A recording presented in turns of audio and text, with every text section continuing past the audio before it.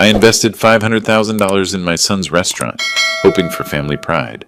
And when I asked about the opening date, his wife replied coldly, "It was a week ago. We only invited our closest family and friends." Am I his father, not among his closest family and friends? A few days later, she called, shouting, "The bills are overdue. Did you transfer the money?" The betrayal hit me like a knife, but I smiled, and you won't believe how I responded. Before we continue, please subscribe to the channel and write in the comments what time it is where you are now. The door opened before I could knock. Inez stood there in head-to-toe designer athletic wear, iPhone clutched like a weapon. Her eyes landed on the champagne bottle in my right hand, the vintage poster tube under my left arm, and something shifted in her expression. Not warmth. Recognition, maybe. The kind you give a stranger who's lost. Silas? Not a greeting, a statement. Behind her, I could see into the open-plan living room. Shopping bags clustered by the stairs, at least 6 or 7 of them. Logos I recognized even from 15 feet away. Nordstrom. Saks. The kind of bags that came with tissue paper and ribbon. Where's Nate? I kept my voice light, celebratory. $70 for this champagne. Dom Perignon, the real deal. I wanted to catch him before the restaurant opening. I've been checking my phone for the invitation, but I figured... I stopped. Her face had gone carefully blank. The kind of blank that means something. As a documentary filmmaker for 40 years, I knew that look. I'd filmed it 100 times. It meant, "You don't know, do you?" "When's the grand opening?" I asked. "I've been waiting for the date. I want to help set up, meet the staff, maybe bring my old film equipment to document." "It was last Tuesday." The words hung there. Last Tuesday. I watched her face. No apology, no embarrassment. I'm sorry, what? The opening. Last Tuesday. We kept it small. Only the closest people. 6 bags, 7 maybe. The tissue paper kind that comes with a smile and a credit card warning. I'd paid for a restaurant. Apparently I'd also paid for a Nordstrom shopping spree. Diversified investment, I supposed. "Closest people," I repeated.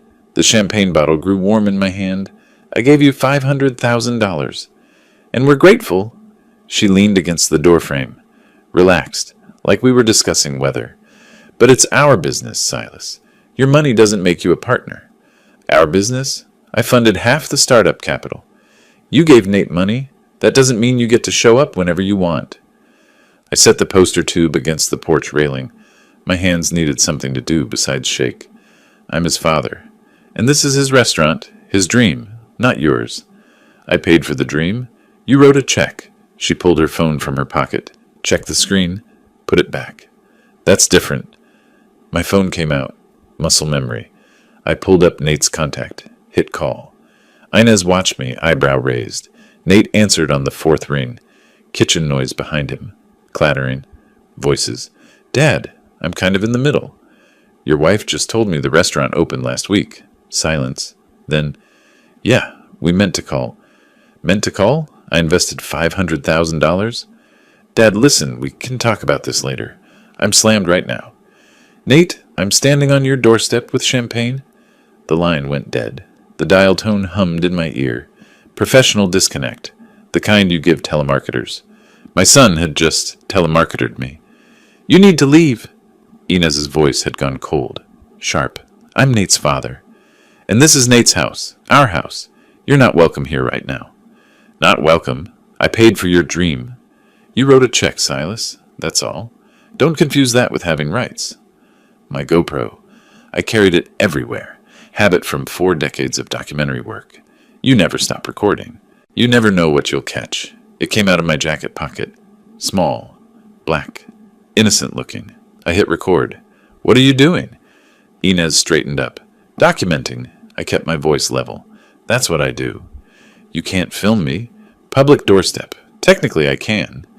I wasn't sure about the legality, but she didn't move to stop me. Her face flushed. "This is harassment." "This is a conversation. You're the one who opened the door." She stepped back. The door started to close. I kept the GoPro running, steady in my hand. In the tiny preview screen, I could see past Inez's shoulder. Her iPhone sat on the entrance table. Screen up. As I watched, it lit up. A push notification. White text on green background. Even on the small GoPro screen, I could read it clearly. Golden Palace Casino Online. Your $5,000 withdrawal is pending. The door shut. I stood there on the porch, champagne in one hand, camera in the other, staring at the closed door. $5,000. Pending withdrawal. From an online casino. I looked down at the GoPro, still recording. I smiled for the first time since I'd arrived. I sat in my car for 20 minutes, still parked on Nate's Street. The GoPro footage played on loop. 3 seconds of Inez's phone screen lighting up. Casino notification. $5,000. Withdrawal pending. The champagne bottle sat in the passenger seat, sweating condensation onto the leather. I drove home. No radio. Just Portland traffic and my own breathing. 15 minutes that felt like hours. My house on Hawthorne Boulevard looked the same as when I'd left it 2 hours ago. Same weathered porch. Same overgrown rhododendrons. Same mail slot. Everything normal. Everything different. I went straight to my office. The converted second bedroom I'd claimed when Nate moved out 30 years ago. Shelves of documentary DVDs. Emmy nomination certificates. Old film equipment gathering dust. I connected the GoPro to my laptop. Full screen. High resolution. Frame by frame I went through it. Professional analysis. The kind I'd done for 40 years.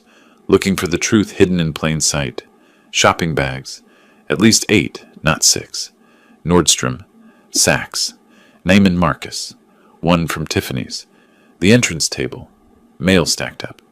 Bills, probably. Unopened. Inez's face. That blank expression when I'd mentioned the opening. She'd known. She'd known I didn't know. And the notification. Crystal clear in 4K. Golden Palace Casino Online. Your $5,000 withdrawal is pending. 3 days passed. Tuesday, Wednesday, Thursday, I researched. Google first. Harvest and Rye, Portland. Food blog reviews. Instagram posts from the opening night. Photos of the dining room, the bar. Happy faces. I zoomed in on each image. Nate in his chef's whites. Inez playing hostess. People I didn't recognize. People who were apparently close enough. Instagram, next. Inez's profile was public. Of course it was. Influencers need audiences. Her bio read, living my dream, restaurant manager, manifesting abundance. Manifesting. I'd manifested her abundance with a personal check for $500,000. Maybe I should update her bio.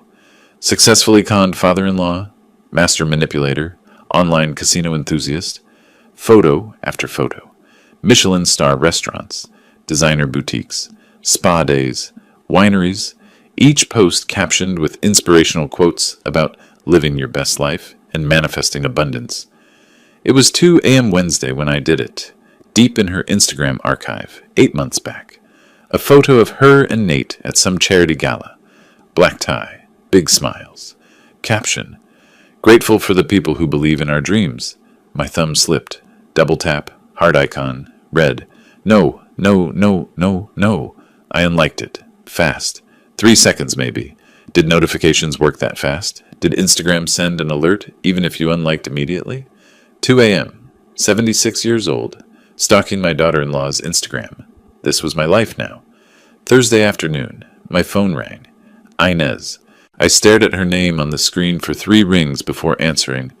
Silas. Her voice was honey, sugar sweet. I'm so glad you picked up.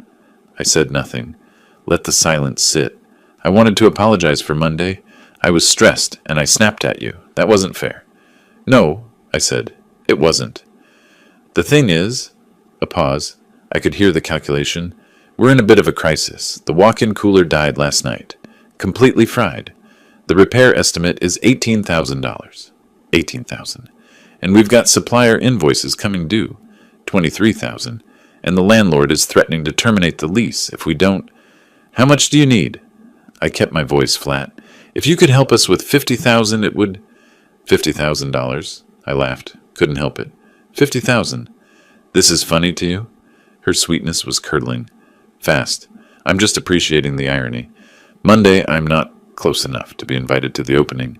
Thursday, I'm close enough to be an ATM. Silas? Tell me, Inez, what's the exact distance that qualifies as closest people? Is there a measurement?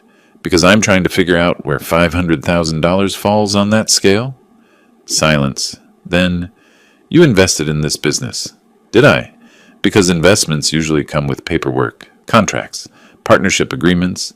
Funny thing, I don't seem to have any of those. If this restaurant fails, you lose everything." Her voice had gone cold again. The honey was gone. Every penny of that 500,000 gone. "That's a threat?" "That's a fact. You want to be petty about not getting invited to a party? Fine. Watch your investment burn. Watch Nate lose everything he's worked for. His dream. Because you're having hurt feelings." "Hurt feelings?" I repeated the word slowly. "Is that what you think this is?" "What else would you call it?" "Pattern recognition." She hung up. On me. Again. After she hung up. On me again? Apparently that was a family trait now. I sat there holding my phone. The screen showed call ended. 14 minutes, 37 seconds. 14 minutes and 37 seconds of my life I'd never get back. Should have saved that time for something productive. Like repeatedly banging my head against a wall. Same net result. More honest pain. I called Naomi. Video call. She answered immediately. Her home office in Vancouver visible behind her. "Tato!" Her voice came through crystal clear. "Tell me what happened." I did. All of it. The uninvitation, the confrontation, Inez's call. Naomi's face got tighter with each sentence. "I told you last year," she said quietly. "Remember? Thanksgiving? You said she'd changed. I said she was using you. I said Nate was letting her. You said I was being paranoid." I looked at my hands. 76 years old, and my daughter had seen what I'd missed. "You were right. Tato, listen to me. They're not going to stop. They'll take everything you'll give them, and then they'll blame you when it's not enough. Nate's my son. I know, and I'm your daughter. The one who calls you every week. The one who sent you money when your roof needed repairs. The one who—" She stopped, breathed. "Sorry, this isn't about me." But it was. It was about all of it. After we hung up, I sat at my desk, her words echoing. "They'll take everything you'll give them." I opened a new browser tab, typed Oregon Secretary of State Business Registry. Searched Harvest and Rye, LLC. The page loaded. Oregon Business Registry. Harvest and Rye, LLC. Active. I clicked through. Business type. Limited liability company. Registered date. August 15th, 2024. Registered agent. Nathaniel J. Gardner. Business address. 2847 S.E. Division Street, Portland, OR 97214. Members listed. 1. Nathaniel James Gardner, Managing Member. Inez Marie Gardner, Managing Member. I scrolled down, kept scrolling. Additional members. None. Additional investors. None. Partnership agreements on file. None. My name wasn't there. I'd given them $500,000 in September. The LLC had been registered a month before that, before Nate had come to me, before the "we need your help, Dad" conversation, before the business plan, before the promises about partnership and shared profits. They'd registered the business without me, then asked for my money. I sat back. The chair creaked. Not a mistake. Not an oversight. A plan. I opened my desk drawer. At the back, under old lens caps and memory cards, I found what I was looking for. The canceled check. $500,000. Pay to the order of Nathaniel Gardner. Not Harvest and Rye, LLC. Not Gardner and Gardner Partnership. Nathaniel Gardner. Personal check. Personal account. My hands started shaking again, but not from anxiety this time. I pulled out my phone and texted Naomi. "You were right. About everything. I need your help with something." Her response came 30 seconds later. "Anything. What do you need?" I looked at the check. The LLC registration. Inez's Instagram feed still open on my laptop. Her latest post from that morning. A photo of the Harvest and Rye dining room. Golden hour light. Perfectly plated food. Caption: "Small businesses are built on trust, family, and hard work. Living the dream, family, business, out your gratitude." I smiled. Not a happy smile. The smile I used to get when I found the perfect ending for a documentary. When all the pieces finally clicked into place. When the story revealed itself. I typed back to Naomi. "I need you to help me make a film." The text to Naomi still glowed on my phone. "I need you to help me make a film." But before I could plan anything, I needed to understand one thing. How did I get here? I closed the laptop, closed my eyes. The memory came back sharp and clear. 8 months ago. Late August, Sunday afternoon. The doorbell rang at 2 p.m. Nate stood on my porch, nervous energy radiating off him like heat. He carried a black leather portfolio under one arm. Tato? He hadn't called me that in years. Can I come in? I made coffee. We sat at the kitchen table. He spread the business plan in front of me. 30 pages. Bound. Professional looking. I've been working on this for 2 years, he said. His hands shook slightly. Every detail. Menu costs, labor projections, market analysis. The bank approved $300,000, but I need $500,000 more. I'd already read the executive summary. Equipment, build-out, licenses, and operating capital, 6 months. He looked up, met my eyes. Tato, I know it's a lot, but this isn't just a loan. This is partnership. You'd be an investor. Profit sharing. Official paperwork. Everything legal and clean. I saw something in his face I hadn't seen in years. Hope. Excitement. My son finally passionate about something. $500,000. I'd agonized more over buying my Toyota Camry. Test drove 3 different models. Negotiated for 2 days. But a $500,000 investment in my son's restaurant. Same-day approval. No test drive required. Inez had been quiet, letting Nate talk. Now she leaned forward, different from the woman who'd shut the door in my face 8 months later. This Inez was warm, engaged. Silas, you'd be part of our dream, she said. Not just financially. We want your advice, your experience. You built a production company from nothing. I understand film, I corrected. Restaurants are different, but success principles are the same, right? She smiled. Genuine. Or convincingly fake, I still don't know. We need someone we trust. That got me. Someone who cares. Who else cared more than a father? The paperwork, I said. Partnership agreement. I'll need to see. Next week, Nate interrupted. I'm meeting with the business attorney Thursday. You'll be listed as founding partner. 20% ownership. I wrote the check at my desk. My hand didn't shake. I felt good. Purposeful. I can't believe you're doing this, Nate said from behind me. His voice was thick. Tato, thank you. I turned, handed him the check. Partners now. He took it, stared at it. Partners. He hugged me. Quick, tight. He hadn't hugged me in 5 years. Paperwork by next week? I asked when he pulled back. Next week. Guaranteed. That was August 23rd. The paperwork never came. Looking back now, I could see it clearly. They never intended to make me a partner. But in that moment, in my kitchen with my son's arms around me, I believed every word. I opened my eyes. Back in the present. Thursday night, April. The memory tasted bitter. Friday morning, I met Gideon at Blend Coffee House on Hawthorne. He arrived 15 minutes late, apologetic. Daughter's soccer game. Without a written contract, Gideon set down his espresso. Silas, you're screwed. Tell me something helpful, Gid. That is helpful. It's honest. He picked up the canceled check copy I'd brought. You wrote this to Nathaniel Gardner personally, not to the LLC. Verbal agreements can be enforceable, I said. Under Oregon partnership law, yes. But you'd need to prove you agreed to be partners. Contributed capital with expectation of partnership. Participate in business decisions. Can you prove any of that? I thought about it. Text messages promising updates. A few phone calls, nothing substantial. Not really. Then legally this is a gift. Generous. Stupid. But legal. What about the LLC registration? It's dated before he asked me for money. Gideon's eyebrows rose. Is it? August 15th? He came to me August 23rd. That's interesting.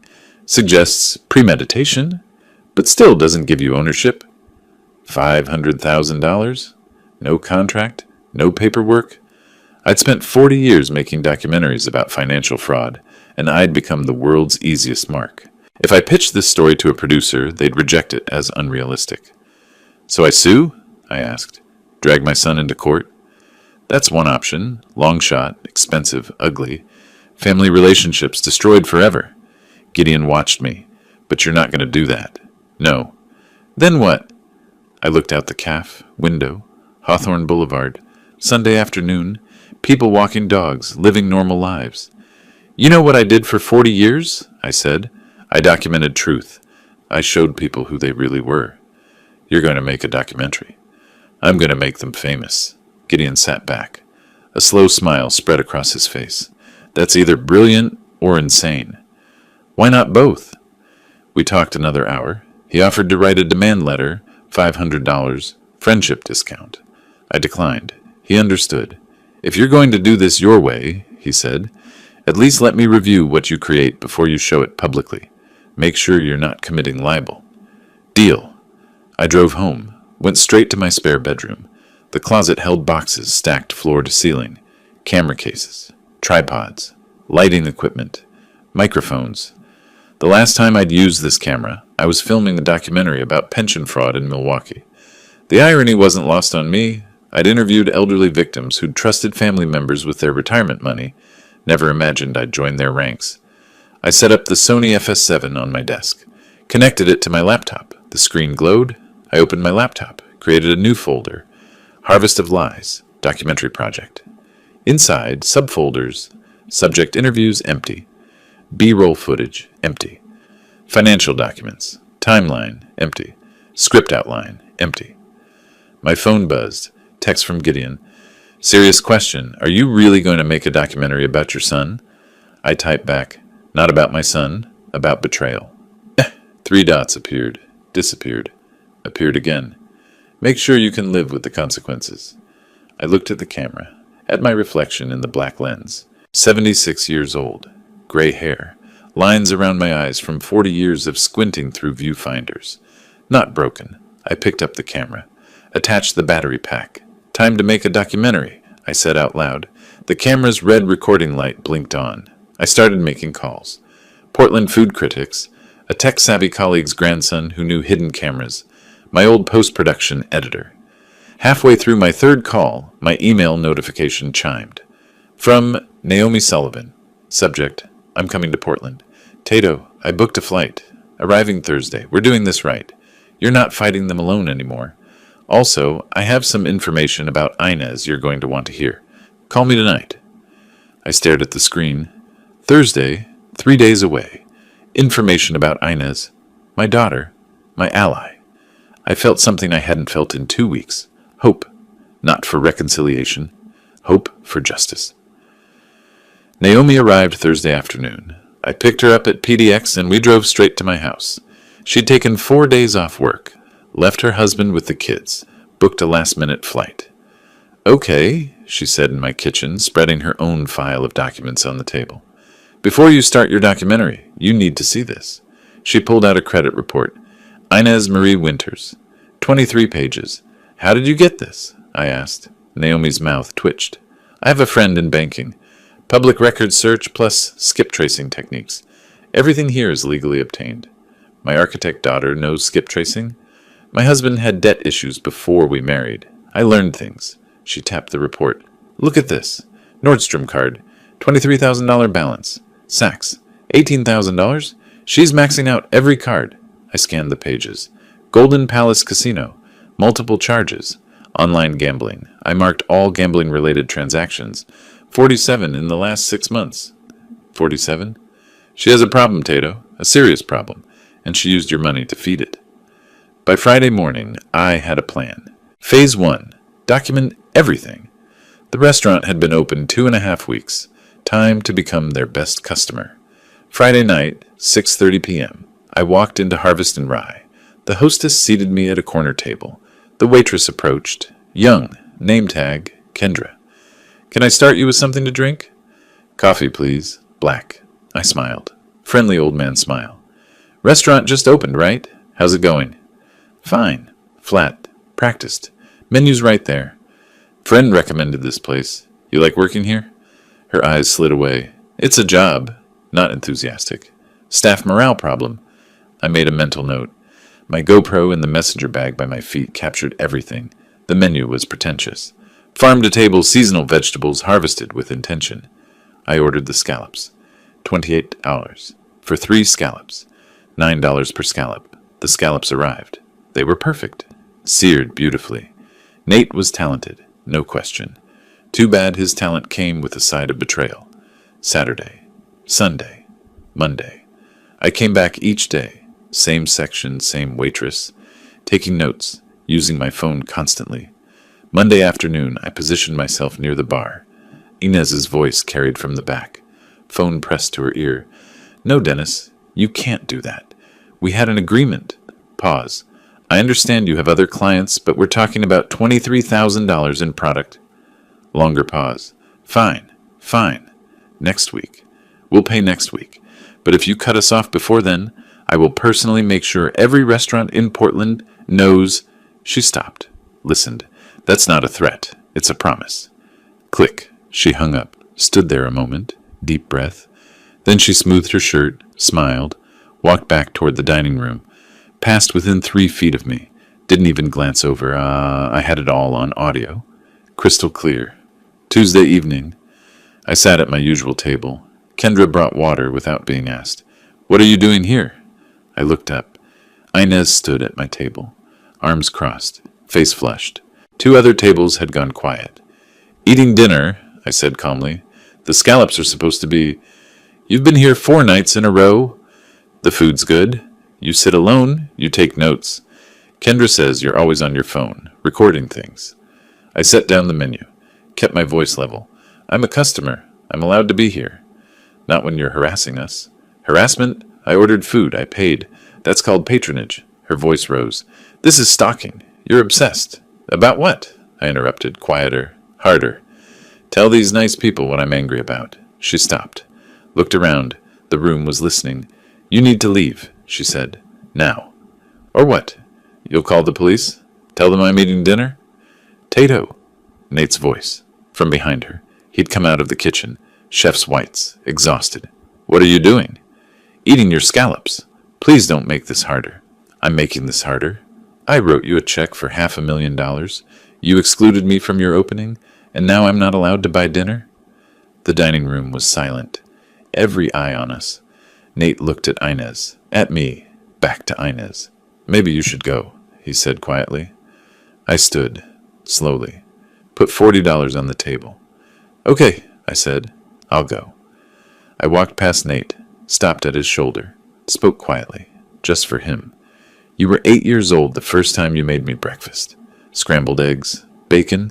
You burned the bacon but didn't want to admit it. You served it with orange juice in my favorite mug. You stood there watching me eat, waiting for my reaction. When I said it was perfect, you smiled so big. My voice caught. I remember that smile. Nate's jaw tightened. His eyes got wet. That boy loved me, I said.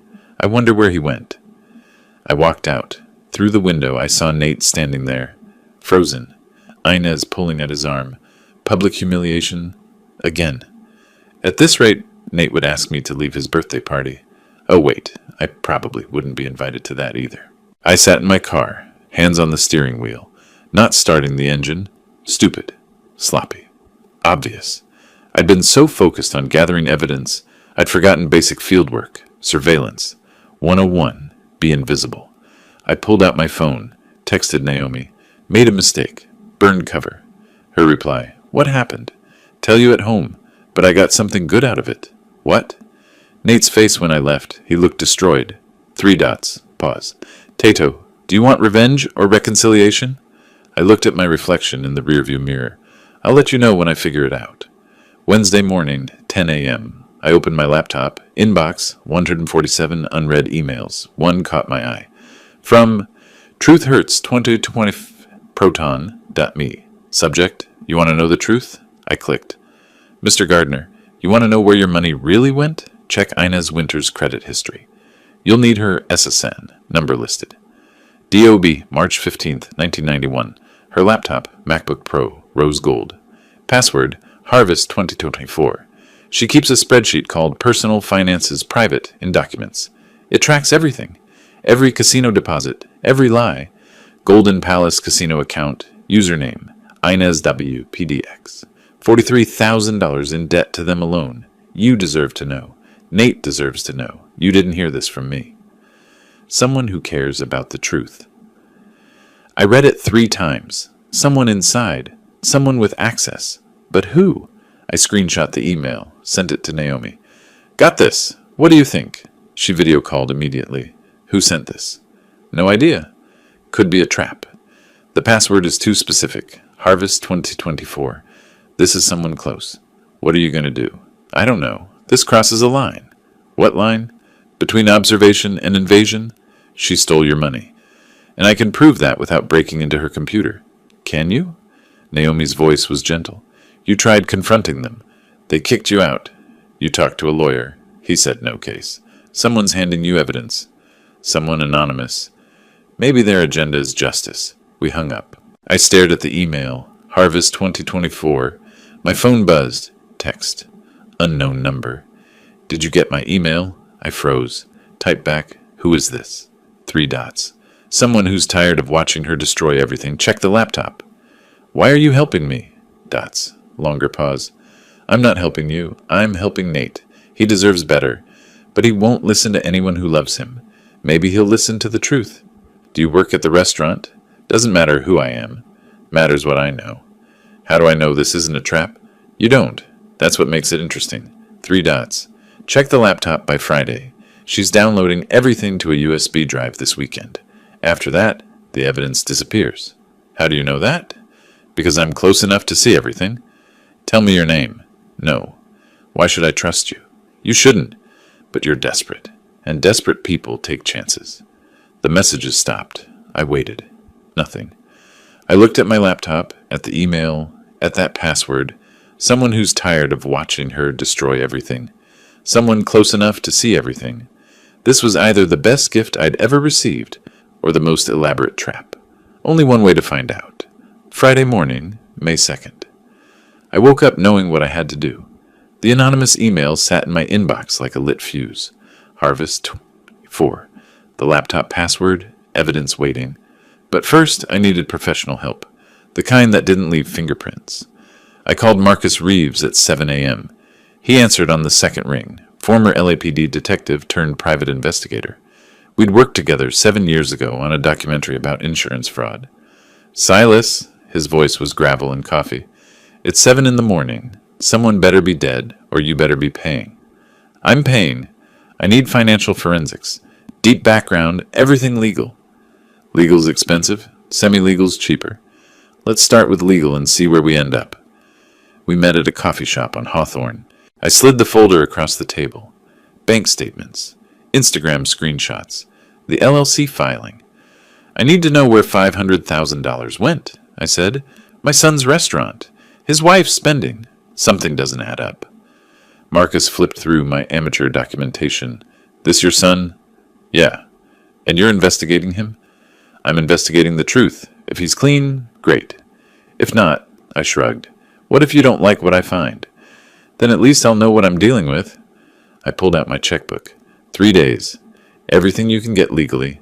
Public records, credit reports, pattern analysis. 3 days is expensive? So is $500,000? He smiled. Fair point. I'll need $3,500, half up front. I wrote the check. When do you start? Already did. Been running preliminary searches since you called. Your daughter-in-law has interesting spending habits. How interesting? Nordstrom charges on a Tuesday morning, interesting. Multiple casino transactions daily, interesting. He closed the folder. Your money's not all in that restaurant. Prove it. Give me 72 hours. Monday evening. Marcus handed me the bound report. 47 pages. That bad? I asked. Worse. Your daughter-in-law has a shopping addiction and a gambling problem. Started about 18 months ago, escalated after marriage. I opened to the executive summary. $127,000 in debt. My breath caught. Keep reading, Marcus said. Credit card statements, casino transaction logs, loan agreements, each page another nail. Where'd my $500,000 go? Best estimate, $280 to the restaurant. Verifiable through permits and equipment purchases. $150 to paying down her debts. She probably told your son these were business expenses. $70K just gone. Shopping sprees, gambling losses. Nate doesn't know? About her debts? No way. She's keeping 2 sets of books. Business books he sees. Personal books he doesn't. Marcus's report had a section titled Subject's Online Activity Analysis. Apparently Inez posted Instagram photos of expensive dinners the same days she made casino deposits. Caption, treating myself, self-care, living my best life. Yeah, with my $500,000. Very self-care, Much fraud. Tuesday morning, Portland Farmers Market on SE Yamhill. I showed up at 9 a.m. with a shopping bag, browsed produce stands, waited. Nate arrived at 9:37, looking exhausted, stressed, alone. He looked up from a crate of organic arugula. "Tato, what are you doing here?" I held up my bag, carrots, radishes. "Same as you. Shopping. I still eat, believe it or not." He managed a small smile.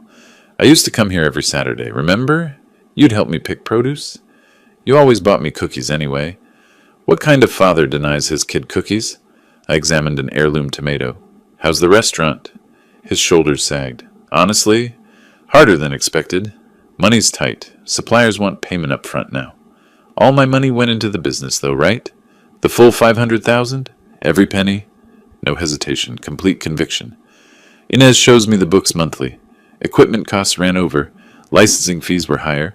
But it's all legitimate business expenses." I watched his face, looked for tells. 40 years filming liars. You learn to read them. Nate was telling the truth, or thought he was. Does Inez handle all the finances? She's better at it. I'm the cook. She's the business mind. He picked up the arugula. Why? Just curious, making sure my investment's being managed well. It is, Tato, I promise. That promise broke my heart, because he believed it. Nate looked like he'd aged 5 years in 2 weeks. Restaurant stress, marriage stress. Father didn't come to my opening stress. Poor kid had no idea his wife was the source of most of it. Ignorance isn't bliss. It's just ignorance with a higher credit card bill. Wednesday. I sat at my kitchen table. Marcus's report open. Proof of everything. I composed the letter carefully, printed it at FedEx office in Beaverton, wore gloves. To whom it may concern, I write to express concern about the financial stability of Harvest and Rye. Restaurant, 2847 SE Division Street. Co-owner Inez Gardner has significant undisclosed personal debts, $127,000, that may compromise the business's ability to maintain operations. Public records attached. As OLCC requires financial responsibility for liquor license holders, I believe this warrants investigation. A concerned citizen. I drove to a mailbox 20 minutes out of my way. Very spy movie. Very ridiculous. 76 years old, and I'm doing tradecraft. Should have been a spy. Or at least played one in a documentary. I called Naomi after. It's done. OLCC will get the letter Thursday. Inspector will probably show up Friday. How do you know the timeline? Marcus has a contact there. Anonymous financial concern about a liquor license holder. 3-day turnaround max. And when the inspector shows up, they'll ask questions about funding sources, financial stability, co-owner credit history, all standard stuff, which will expose Inez's debts. To Nate, to the inspector, to anyone who asks the right questions. I watched rain hit my window. Portland spring. Always raining.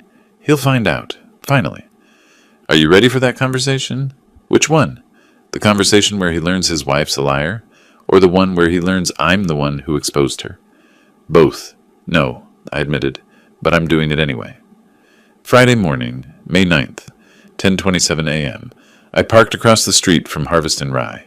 Camera with telephoto lens ready. White Ford sedan pulled up. Woman in her 40s. Business casual. Clipboard. OLCC badge on lanyard. She entered the restaurant. Through my lens, I watched. 10:32 a.m. Inez emerged from office. Body language, confident, welcoming, shook inspector's hand. They sat at a table near the window. 10:41 a.m. Inspector pulled out documents, slid them across table. Inez's posture changed, stiffened, picked up papers. Her face went pale. Through the telephoto lens, I watched Inez's face when the inspector showed her the credit reports. Her expression went through 5 stages of grief in 10 seconds. Denial, anger, bargaining, depression, acceptance. Elizabeth Kabler-Ross would have been proud. Textbook. 10:46 a.m. Inez walked toward the kitchen. Inspector followed. Nate appeared in doorway, wiping hands on towel, confusion on his face. 10:48 a.m. All 3 in kitchen, visible through service window. Nate reading documents. His expression, confusion, shock, horror. Looked at Inez. She talked rapidly. He shook his head, backed away. 10:55 a.m. Inspector handed business card to Nate. Explain something. Inez looking desperate. Nate looking destroyed. 11 a.m. Inspector left. Through window, I saw Inez and Nate alone in kitchen. Face to face. The argument began. I put down camera, turned on audio recorder. The long-range microphone picked up muffled shouting. It had started. I drove home, sat in my kitchen, waited. My phone buzzed. Text message. Unknown number. Stop. Just that. One word. I typed back, "Who is this?" 3 dots. Then, "You don't know what you're doing. You don't know what this will cost." How did you get this number? That doesn't matter. What matters is you stop. Now. Before it's too late. Too late for what? For your son. A photo loaded. Slowly. Nate. Sitting at a table in the restaurant kitchen. Empty restaurant. Lights off except one fixture. His head in his hands. Shoulders shaking. Crying. Timestamp. 7:43 p.m. 20 minutes ago. Another text. This is what you've done. He just found out. About the debts. About the money. Is this what you wanted? I sat down hard. Who are you? I typed. Someone who cares about him. Someone who's watching him fall apart because of what you started. She lied to him. She stole from both of us.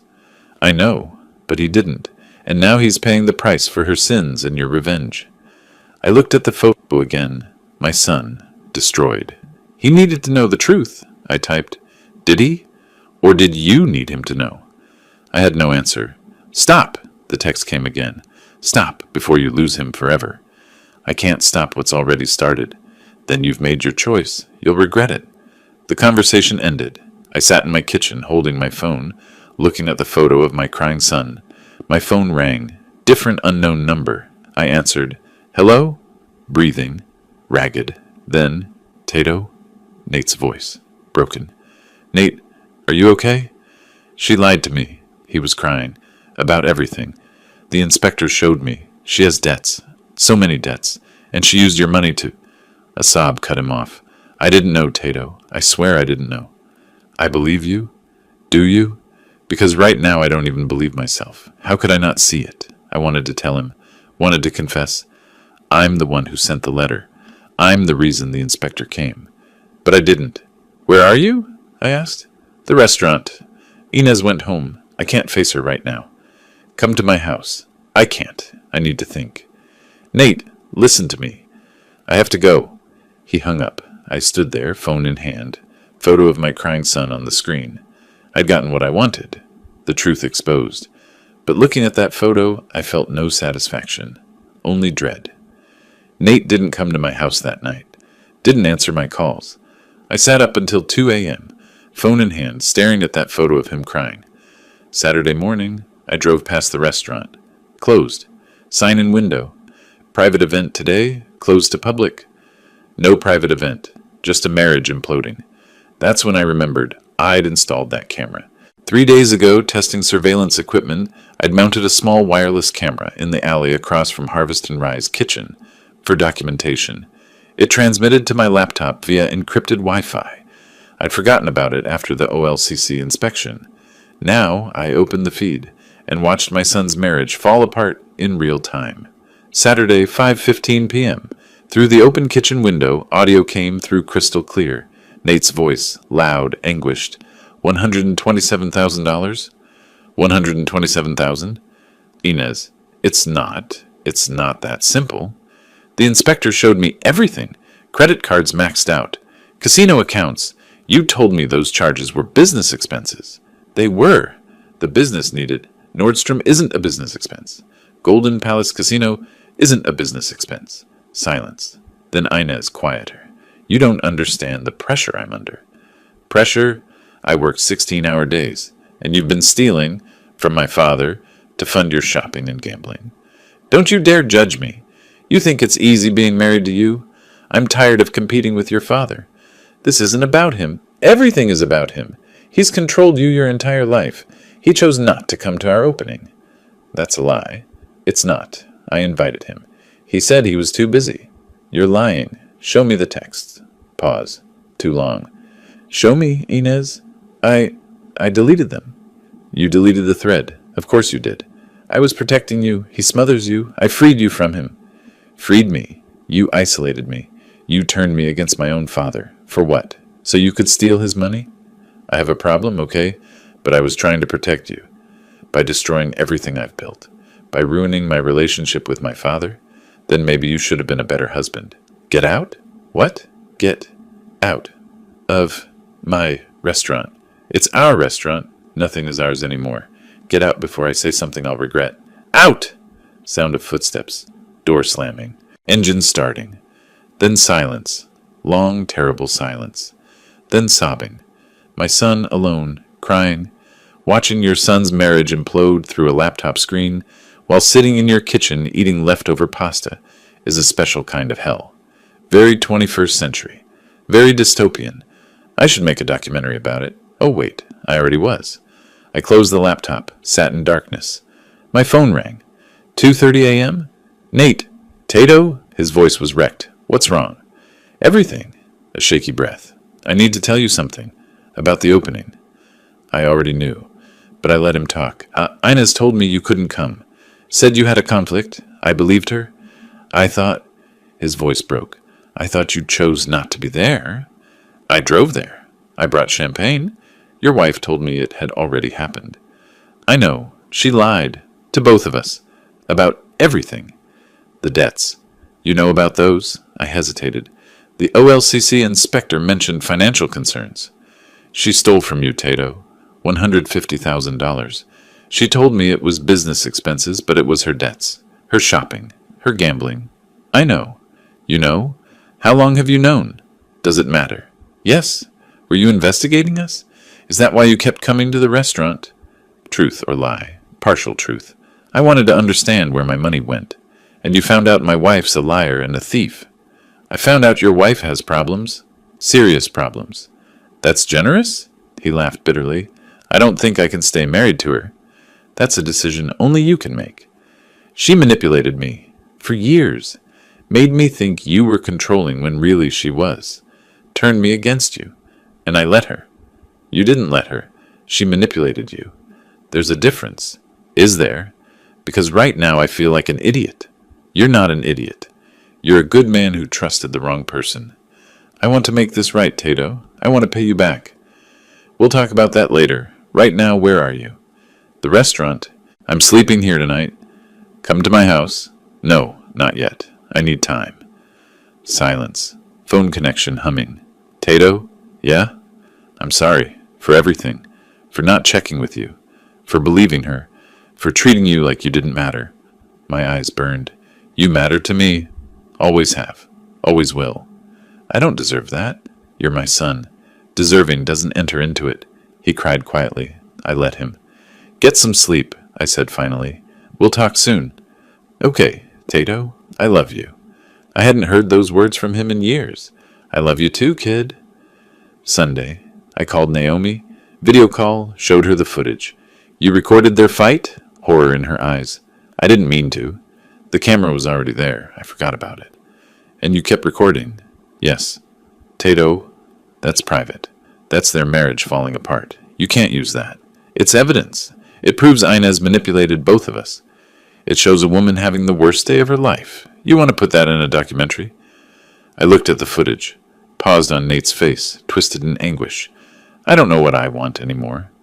You wanted justice. Are you getting that? Or are you just enjoying watching them suffer? I'm not enjoying this. Aren't you?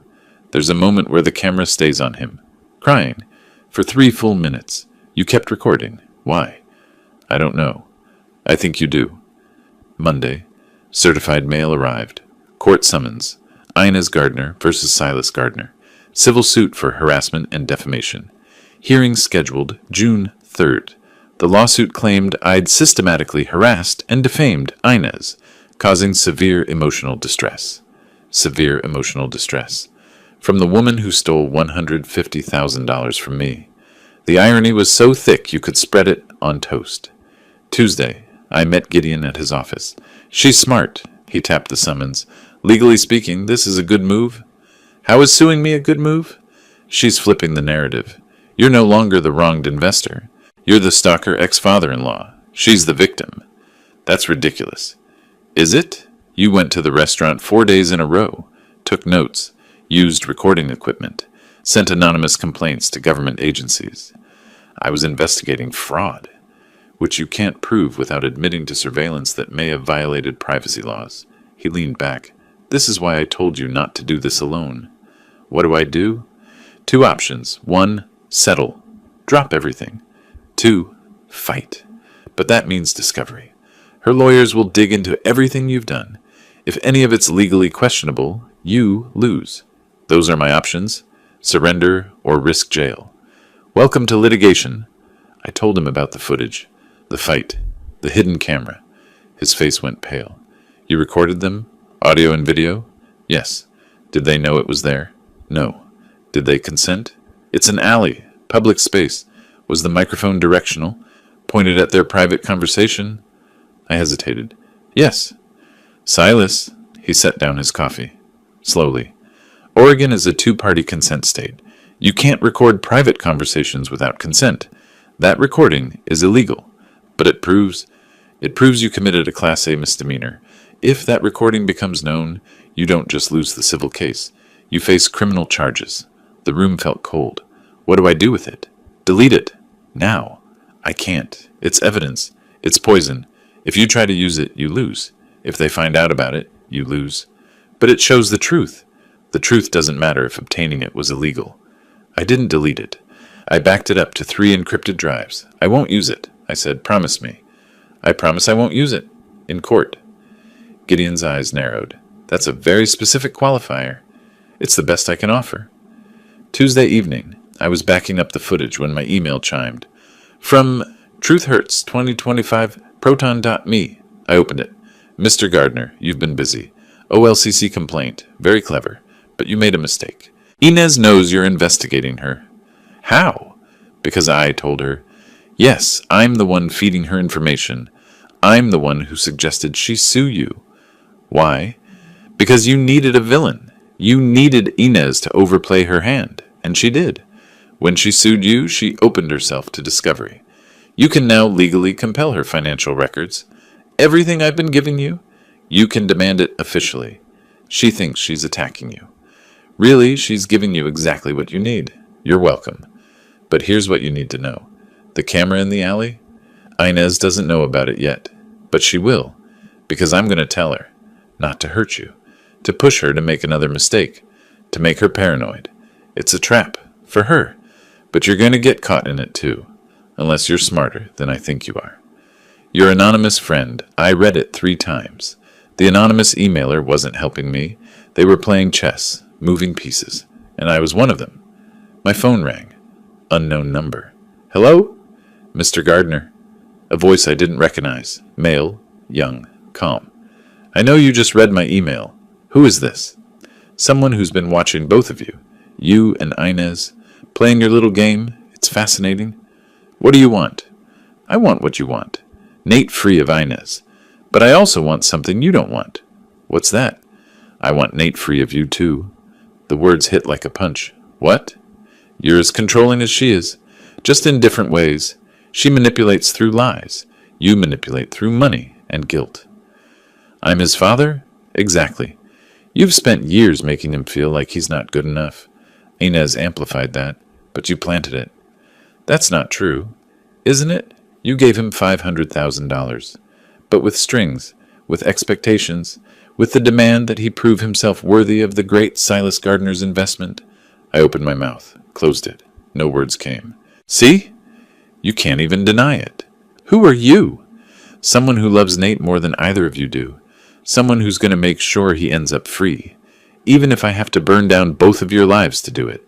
You're insane. Maybe. But I'm winning. You're exactly where I want you. Inez is exactly where I want her. And soon Nate will be exactly where he needs to be. If you hurt my son, I would never hurt him. That's what makes me different from you two. The line went dead. I sat there, phone in hand, staring at nothing. Who was this person? And why did their words hurt so much? Because deep down, a small part of me wondered, were they right? The anonymous caller's words echoed for days. You're as controlling as she is. I tried to dismiss it, tried to focus on the lawsuit, the evidence, the plan, but the words stuck. Wednesday morning, May 14th. I sat in my home office surrounded by equipment. Cameras, hard drives, 40 years of documentary footage archived on shelves. Always from a distance, always as an observer. This time it was personal. This time I was part of the story. I opened Final Cut Pro, created new project, Harvest of Lies, a family betrayal. Target length, 30 minutes. Time to make the documentary that would end this. 5 days, 12-hour sessions. Editing, re-editing, perfecting. Hour 42 of editing. I'd watched the hidden camera fight footage maybe 50 times. Each viewing, new details, new moments of devastation. I was becoming an expert in my own son's marital collapse. There was probably a support group for that. Not exactly a hobby to put on a dating profile. Monday morning, May 19th, I called Nate. I need you to come to my house today, this afternoon. I don't think that's a good idea. It's not optional. 2 p.m., be here. What is this about? You'll see when you arrive. If you want any chance of us moving forward, you'll be here. Silence. Then, okay. 2 p.m. Nate stood in my living room, looking at the television screen, black, waiting. What is this? He asked. Sit down. Tato. Sit. He sat. I took the chair across from him, coffee table between us like a canyon. I made something I need you to see before anyone else does. You can't pause it. You can't leave. You watch the whole thing. Then we talk. You're scaring me. Good. I pressed play. Harvest of Lies, a family betrayal, a documentary by Silas Gardner. Nate's breath caught. Oh, God. Watch. For 30 minutes, neither of us moved. The credits rolled. Black screen. Silence. Nate was crying. Had been since minute 5. Tato, he whispered. I didn't know she... Watch it again. I rewound. There's a section at minute 18. The timeline. I fast-forwarded. August 15th, 2024. Harvest and Rye, LLC registered. August 23rd, 2024. Nate requests $500,000 investment. On screen, my narration. 8 days. This wasn't spontaneous. This was planned. Nate stared at the dates. I can explain. Can you? Because I'd love to hear how you register a company, exclude your father, then come asking for $500,000 with promises of partnership. He couldn't look at me. It wasn't like that. What was it like? We were going to include you. After. We just wanted to get the structure set up first. Liar. The word hung. Sharp. Final. You registered the LLC with just you and Inez. You could have put my name on it. You didn't, because you never intended to make me a partner. That's not true. Then why isn't my name on the LLC? Why did 8 months go by without giving me any legal standing? No answer. You betrayed me, I said. Not just Inez. You. From the beginning. Tato, please. Get out of my house. Don't do this.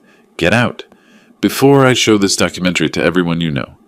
He stood, walked to the door, turned. I'll make this right. I'll sell the restaurant. I'll pay you back every dollar. You can't make this right. There is no amount of money that gives me back my son. He left. Door closed. I sat alone, documentary frozen on screen, wondering what I'd just done. Wednesday, May 21st. Gideon called. I found something, he said. No preamble. Something bad. My stomach dropped. The recording? No. The LLC. Silas, they registered Harvest and Rye on August 15th. I know. That's in my evidence. Your son came to you August 23rd, right? Right. He showed me the business plan. I stopped. Understood. 8 days later. 8 days after they'd already formed the company. Without you. It wasn't spontaneous. It wasn't Inez manipulating Nate later. It was planned. From the beginning. I sat down. Room tilted. Nate knew, I said. Flat. Empty.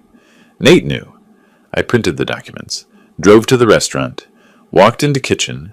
Handed them to Nate without speaking. LLC registration. Dated August 15th, 2024. My bank check. Dated August 23rd, 2024. His face went white. 8 days, I said. You registered the company 8 days before asking me for money. Tato, let me explain. Did you know? When you came to my house. When you sat at my kitchen table and promised partnership. When you hugged me. Did you know your name was already on the LLC and mine wasn't? His mouth opened. Closed. Did you know? It was just, we were going to add you later. Answer the question. Yes, barely a whisper. I knew. Something broke inside my chest. Final. Irreparable. You knew from the beginning. You betrayed me too. It wasn't like that. Don't blame her. This was before she spent the money, before she gambled. This was the foundational lie, and you told it. I'm sorry. No, you're caught. There's a difference. I walked toward the door, stopped, turned. I'm showing the documentary publicly. Film festival, Hollywood theater. Everyone in Portland's food scene will see it. Tato, please don't. You had 8 days to tell me the truth. You had 8 months to give me paperwork. This is the consequence. I left, behind me, crying. I didn't look back. Thursday. Private screening for film friends. 6 people. Naomi on laptop. The documentary ended. Silence. Then Marcus Chen. Holy shit, Silas. You've made something really powerful here. The fight footage is controversial, Elena said, but it's also the emotional climax. Naomi's voice from laptop. Should he include it, though? Documentary isn't about protecting people's feelings, Marcus said. It's about truth.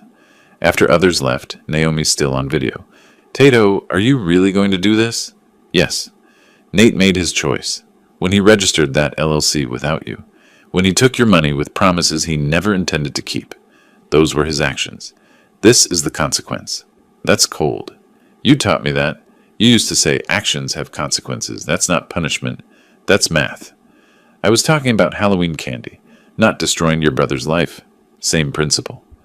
Friday morning, I created the Facebook event, Harvest of Lies, A Family Betrayal, documentary, premiere, Hollywood Theater. Sunday, June 8th, 7 p.m., free admission within hours, 500 plus RSVPs. My son had just watched a 30-minute documentary about how he betrayed me, narrated by me, edited by me. This was not standard father-son bonding. Dr. Phil wouldn't know where to start. Friday evening, email from Nate. Tato, please don't show the documentary publicly. I know what I did. The LLC registration, you're right. I knew. It was stupid. Wrong. The first lie that led to all the others. But if you show this publicly, you destroy any chance I have of starting over. No one in Portland will work with me. I'm offering everything. Sell the restaurant, repay every dollar, sign legal documents acknowledging what I did, publicly apologize, cut off contact with Inez, do whatever you ask. Just please don't show that film. I love you. I'm sorry. Nate. I read it 3 times. Phone rang. Unknown number. I answered. Hello? Mr. Gardner. That voice. The anonymous caller. I see you're proceeding with the public screening. How did you... Did you think I was helping you? No. I was orchestrating this. All of it. From the first email about Inez's debts, to pushing you toward the OLCC complaint, to manipulating her into suing you. I've been playing both sides. Why? Because Nate needs to lose everything before he can become who he's supposed to be. The restaurant, the marriage, you. All of it has to burn, and you're going to light the match. I'm not. You already did. The screening is in 2 weeks. 500 people will watch. By the end of that night, Nate Gardner will be unemployable in Portland. You're insane. I'm right, and you know it. That's why you're still going through with it. I couldn't speak. See you at the screening, Mr. Gardner. Front row. The line went dead. I sat there, email from Nate on screen. Documentary ready. 2 weeks until public screening. And no idea who I was really working for. I didn't respond to Nate's email. Didn't call him back. Didn't cancel the screening. The 2 weeks between announcement and screening were a slow-motion car crash. Monday, May 27th. Nate listed Harvest and Rye for sale. Initial price, $400,000. By Friday, $350,000. No offers. Week 2, $280,000. One lowball offer fell through. Week 3, $180,000. Desperation pricing. Still no buyers. Portland's food scene was already gossiping. The documentary announcement had made the business toxic. Tuesday, June 3rd. Emergency court hearing. Inez's lawyer argued the documentary violated privacy rights. Judge seemed sympathetic. I'm deeply troubled by the footage of the marital dispute. Inez and her lawyer exchanged looks. They thought they were winning. Judge continued. However, Mr. Gardner's counsel is correct that documentary filmmakers have substantial First Amendment protections. Motion denied. The screening may proceed. Outside courthouse, Inez found me. We need to leave Portland. Tonight. I overheard Nate. Where would we go? Anywhere. Seattle. San Francisco. Documentary will be online. It'll follow us. Then we change our names. Together? You think I'm staying with you after all this? Friday, June 6th, 4 p.m. Inez at my front door. I saw her through peephole. Didn't open it. Silas, I know you're there. I opened the door, kept screen locked. What do you want? She looked terrible. Unwashed hair, dark circles. I want to propose something. I'll drop the harassment lawsuit. Nate will drop the divorce. Clean slate. You cancel the screening tomorrow. I stared. You're serious? For the sake of peace? There is no peace. Just consequences you don't want to face. You're destroying your son. He destroyed himself. I'm just documenting it. She started crying. Real tears. Actual despair. Please, I'm begging. I'll sign over my half of the restaurant. I'll leave Portland. Just don't show that film. You had 8 months to disappear. Now you face the consequence. You're going to lose Nate forever. I already lost him. 8 days before he came asking for money. I closed the door. Locked it. Heard her crying on the porch for 10 minutes. My neighbor, walking her dog, gave me a look. I didn't care anymore. Saturday, 11:47 p.m. Nate's voicemail. Tato, it's me. I know you're not answering, but I need to say this. I fucked up. Not just with the money or the LLC. I fucked up by not being honest from the start. I know tomorrow's going to be bad. I know people will judge me. I deserve that. But you're right. About all of it. The LLC registration, the lies, the betrayal. You're right, and I was wrong, and I'm sorry. I don't expect forgiveness. I just needed you to hear me say it. I'll be in the front row tomorrow, because I owe you that much. Goodbye, Tato. I listened 3 times, saved it. Didn't call back. Tomorrow, the documentary would say everything. Sunday, June 8th, 7 p.m. Hollywood Theater. 230 people. Overflow crowd. Portland food critics. Restaurant owners. Chefs. Random community members. Local blogger live tweeting. And front center, Nate and Inez. I'd insisted. Told them if they didn't attend, I'd release unedited footage online. I stood at front. Thank you for coming. This is a personal documentary about betrayal, manipulation, and family.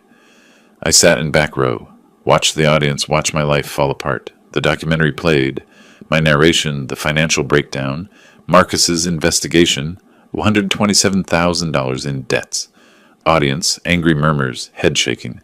Then, the fight footage. Nate discovering truth. Inez's admission, their marriage shattering. Complete silence. Some people crying.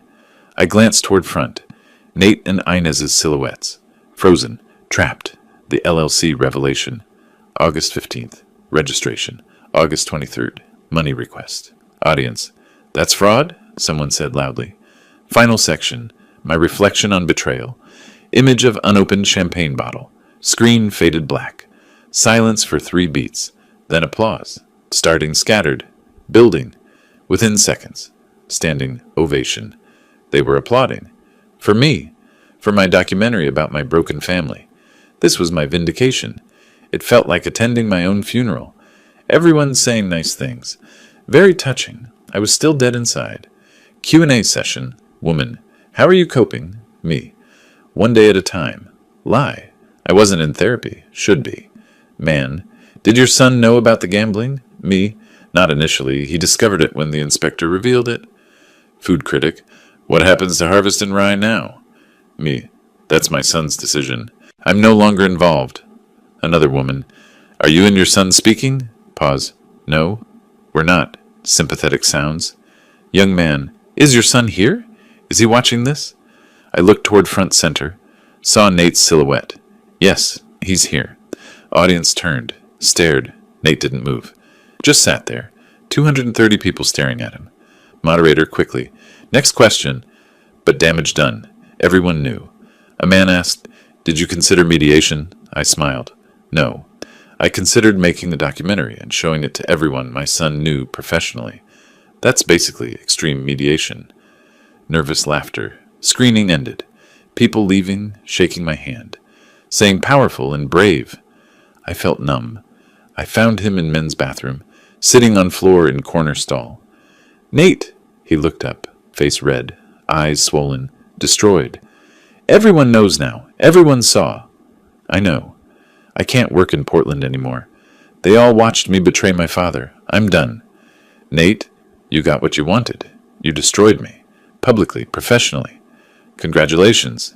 He stood, pushed past me, walked out. I didn't stop him. Outside, parking lot. Inez found me. You won, she said. Quiet. Broken. Are you happy? I looked at her. This woman who'd stolen from me. She looked hollow. Empty. No, I said honestly. I'm not happy. Then why did you do it? Because you needed to face consequences. You needed revenge, and you got it. 200 people watched us fall apart. You destroyed my life. You destroyed your own life. I just filmed it. Same result. She looked at Nate in the car.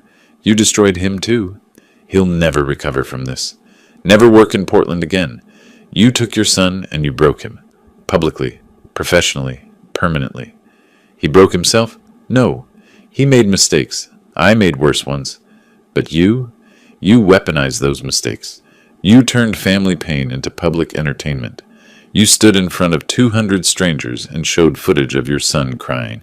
Truth doesn't make it right. I had no answer. She walked back, got in car. They drove away. I stood in parking lot, alone, surrounded by wreckage of my revenge. I drove home. Sat in car in driveway, engine off. Hour passed. I'd won. Public vindication. Standing ovation. Inez was ruined. Nate was ruined. I'd gotten exactly what I wanted, and I felt nothing.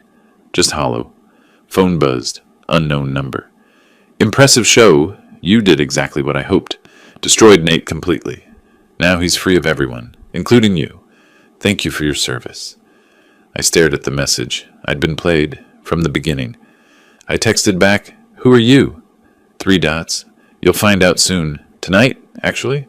I'm outside your house. I looked up. Across the street, figure standing under streetlight, backlit. The figure waved. I got out. Started walking toward them. As I got closer, the figure stepped into light. I stopped dead. Hello, Mr. Gardner, they said. I think it's time we talked face to face. I recognized the voice from the phone calls. But the face was someone I knew. Someone who'd been there from the beginning. You, I whispered. They smiled. Me. The figure under the streetlight stepped into view. I stopped walking. Kendra, the waitress from Harvest and Rye, 20-something, tired eyes, the one who'd reported my surveillance to Inez. You, I said. You've been the anonymous source all along. She nodded. From the first email about Inez's debts to the phone calls. Everything. Why?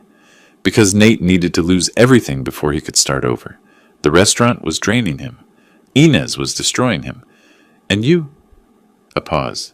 You were smothering him with expectations he could never meet. So you manipulated us both? I gave you information. What you did with it was your choice. I didn't force you to make that documentary. You did that. You wanted this outcome. I wanted Nate free, from Inez's lies, from your control. Sometimes freedom requires burning everything down first. She walked away, left me standing there. She was right. I hated that she was right. We talked for an hour, standing in my driveway, then sitting in my living room. By the end, I understood. I'd been a weapon, aimed at my son's life, and I'd fired willingly. When she left, I sat alone with that knowledge. Tuesday evening, my phone rang. Nate. Tato? His voice was rough, broken. You happy now? Nate, I'm living in my car, sleeping in a Walmart parking lot. I haven't showered in 3 days. I applied to 8 restaurants this week. You know what they all said? I couldn't speak. They said, we saw the documentary. They said, we can't hire someone who betrayed his own father. One guy laughed at me. Said, how's it feel to be famous? I didn't mean for... Yes, you did. You showed that film to 200 people. You put it online. You made sure everyone in Portland knew what I did. You meant for this to happen. You betrayed me. I know. I've known for months. I tried to fix it. But you didn't want repayment. You wanted punishment. Public humiliation. You wanted me destroyed. Silence. Long. Heavy. You got your revenge, Nate said quietly. You destroyed Inez.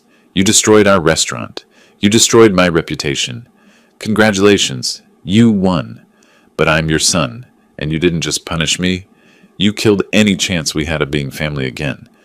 Nate, please. The line went dead. I sat there holding the phone, dial tone humming, wondering what I'd become. I drove past the Walmart on 82nd Avenue. Thursday night. Saw his car, that old Honda Civic, parked in the far corner. I almost went over, almost knocked on window, but I just sat there, watching, like I was filming a documentary. At 11 p.m. he got out, stretched, walked to the 24-hour bathroom, came back with wet hair he'd cleaned up in a sink. Then he got back in the car, reclined the seat, pulled a sleeping bag up. My son, sleeping in a Walmart parking lot, because I destroyed his life. I went to my storage closet, found old VHS tapes, digital files, family videos, set up viewing in living room. On screen, Nate, 8 years old, standing on a stool at my kitchen counter, cracking eggs, missing the bowl, laughing, my voice off camera. That's okay, kiddo. Try again. He tried again, got it right. That smile. Pure joy. I'd forgotten that smile. Video cuts. Nate, 15, holding a boom mic on my documentary shoot, trying to look professional. At lunch, Tato, how do you know you're telling the right story?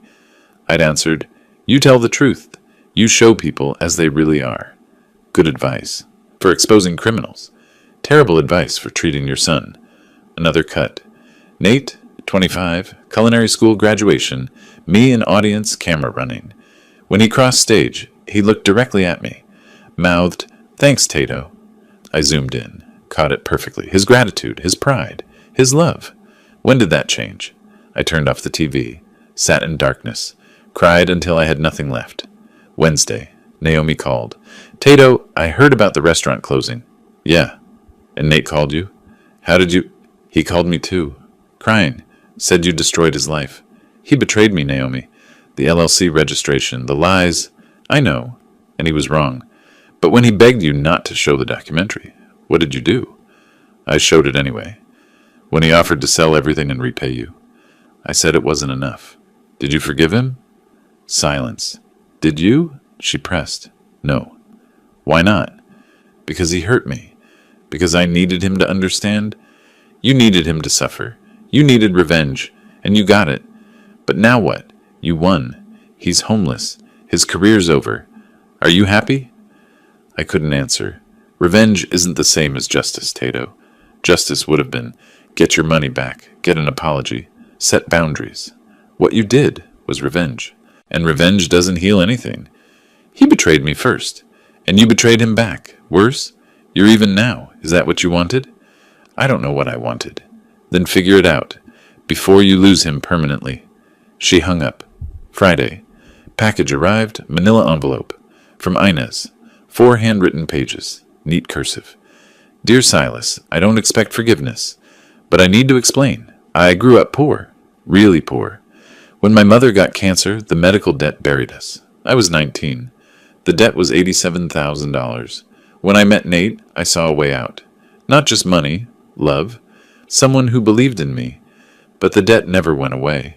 It grew. I was drowning. Too ashamed to tell Nate. After the miscarriage 3 years ago, we were 12 weeks along, going to be a girl. I fell apart. The gambling started as distraction, became addiction. When you gave us $500,000, I saw a chance. Pay off debts. Start clean. But addiction doesn't work that way. I lied. I manipulated. I pushed you away because I was jealous of how much Nate respected you. I'm not making excuses. I did terrible things. But I'm not a monster. I'm a broken person who made terrible choices. I'm in therapy now, Gamblers Anonymous. The enclosed check is the first installment. I'll send more every month until the debt is cleared. Please don't let your hatred for me destroy your relationship with Nate. He loves you. I'm sorry. Inez. Inside, $2,500 check. I read it 3 times. Cried on the 4th. She wasn't a villain. She was a person. Flawed. Suffering. Human. And I'd treated her like a character in a documentary. A subject to expose. Not a person to understand. I looked in the mirror. Saw myself. 76 years old. Successful career. beautiful house, awards, and no son. You destroyed him, I said out loud, to my reflection. You showed 200 people his worst moment. You made him unemployable. For what? Money you didn't need?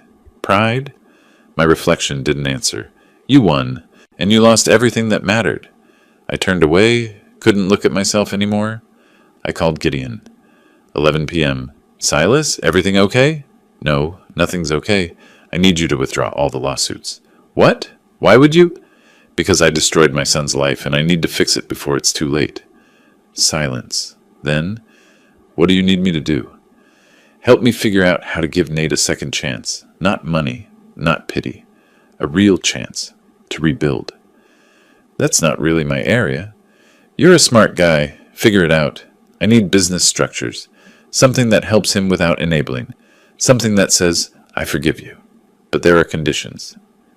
Conditional forgiveness. That's actually possible. Think fast. I don't know how much longer before I lose him completely. Silas, you're doing the right thing. No, I'm trying to undo the wrong thing. There's a difference. August 2025. 2 months since the phone call. 10 weeks since the documentary. It took that long. Dozens of calls. Hundreds of texts. Voicemails unanswered. Emails ignored.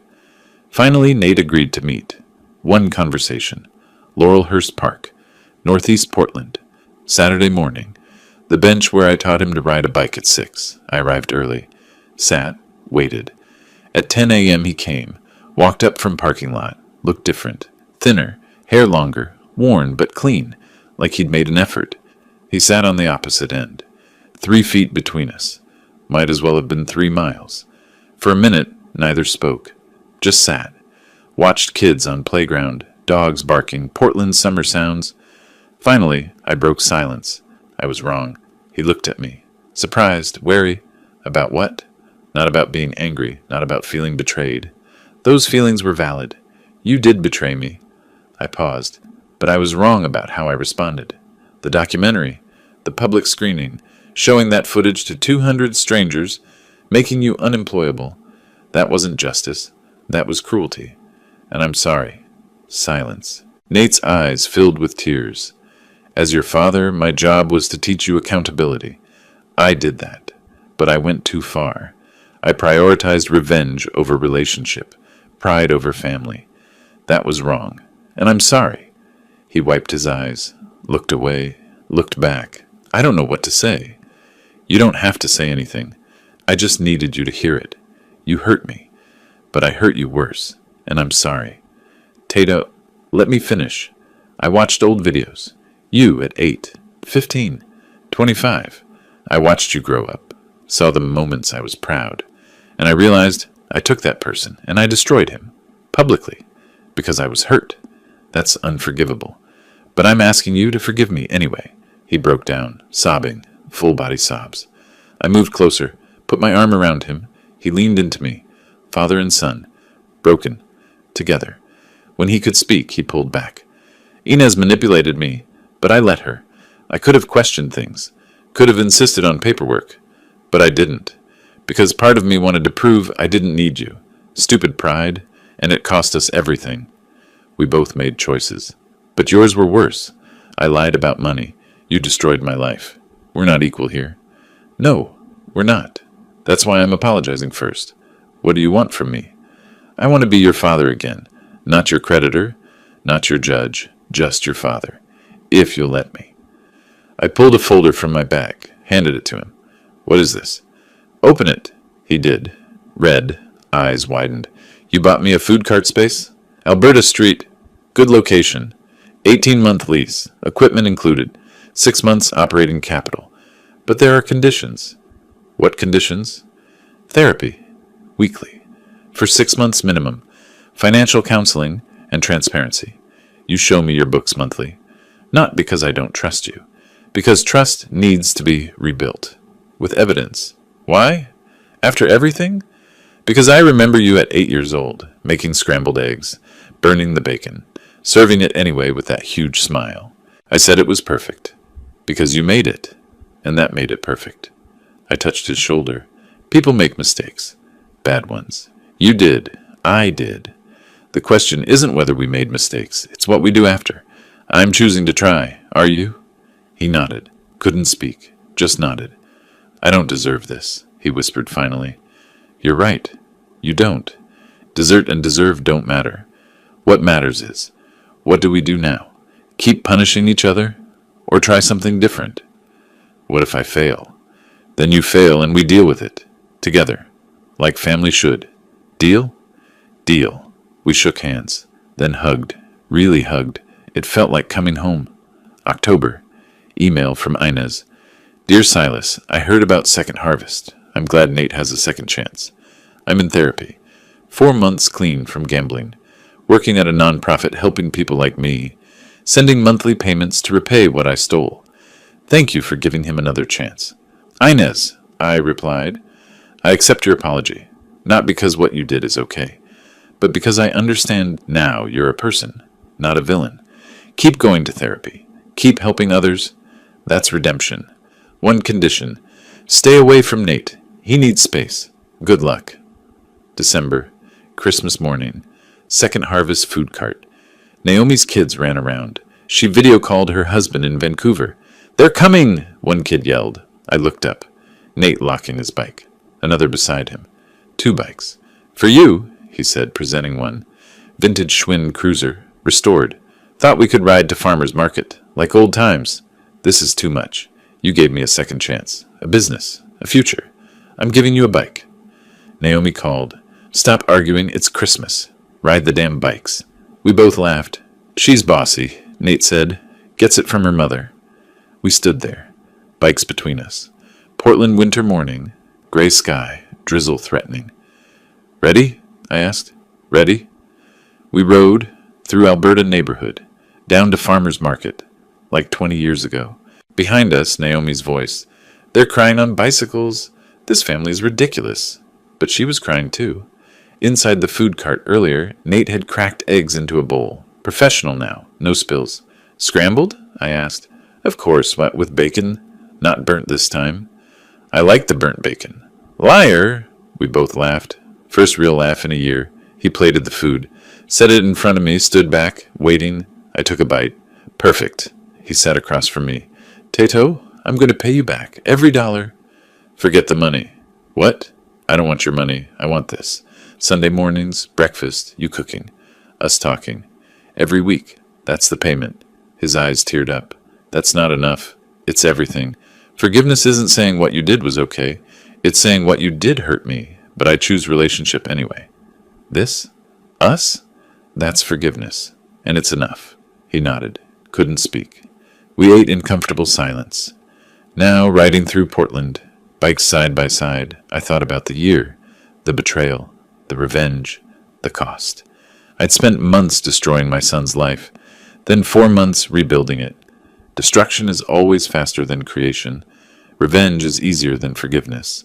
But forgiveness was worth it, not because Nate deserved it, not because I'm a saint, but because being right felt lonely, and being family felt like coming home. We turned the corner, farmer's market ahead, smell of coffee and fresh bread, vendors setting up, normal, simple. Good. Nate glanced over, caught my eye, smiled. I smiled back. Not perfect. Not healed. Not the same as before. But together. Honest. Trying. The mountain air felt clean. I breathed it in. All of it. If you like this story, please like this video, subscribe to the channel, and share your impressions of this story in the comments. To listen to the next story, click on the box on the left. Thank you for watching.